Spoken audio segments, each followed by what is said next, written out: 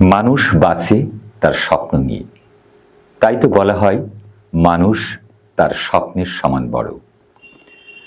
এরই এক অনন্য উজ্জ্বল দৃষ্টান্ত হল এসএফটিভি।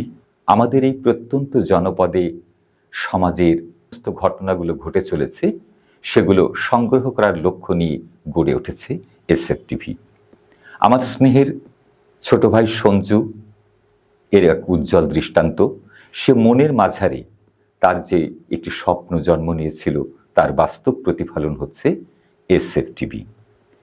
এসএফটিভির আনুষ্ঠানিক সম্প্রচারে যাওয়ার আগে আমি লক্ষ্য করছি এসএফটিভি অত্যাধুনিক একটি স্টুডিও নির্মাণ করেছে, যেখানে আলোক সজ্জা, সাউন্ড, অ্যাকুস্টিক রুম সমস্ত কিছু সে ধীরে ধীরে রেডি করে ফেলেছে। তাই আনুষ্ঠানিক সম্প্রচার শুরুর আগে এসএফটিভির সংশ্লিষ্ট সকলের প্রতি রইল আমার অনেক অনেক শুভকামনা। আর আনুষ্ঠানিক সম্প্রচার শুরুর আগেই এসএফটিভির প্রতি আমার অনেক শুভকামনা জানিয়ে মনে পড়ছে সুকান্ত ভট্টাচার্যের একটি বিখ্যাত কবিতা ছাড়পত্র। যে শিশু ভূমিষ্ঠ হলো আজ রাত্রে, তার মুখে খবর পেলুম সে পেয়েছে ছাড়পত্র এক। নতুন বিশ্বের দ্বারে তাই ব্যক্ত করে অধিকার, জন্ম মাত্র সুতীব্র চিৎকারে। খর্বদেহ নিঃসহায়, তবু তার মুষ্টিবদ্ধ হাত উত্তোলিত উদ্ভাসিত কি এক দুর্বোধ্য প্রতিজ্ঞায়। সে ভাষা বুঝে না কেউ, কেউ হাসে, কেউ করে মৃদু তিরস্কার।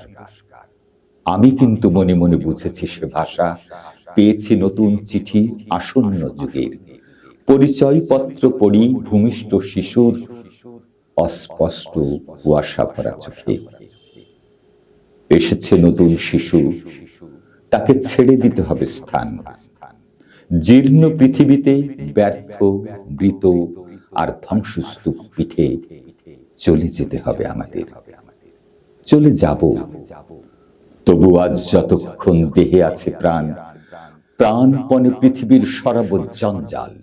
এ বিশ্বকে এ শিশুর বাসযোগ্য করে যাব আমি। নবজাতকের কাছে এ আমার দৃঢ় অঙ্গীকার। অবশেষে সব কাজ সেরে আমার দেহের রক্তে নতুন শিশুকে করে যাব আশীর্বাদ। তারপর হব ইতিহাস।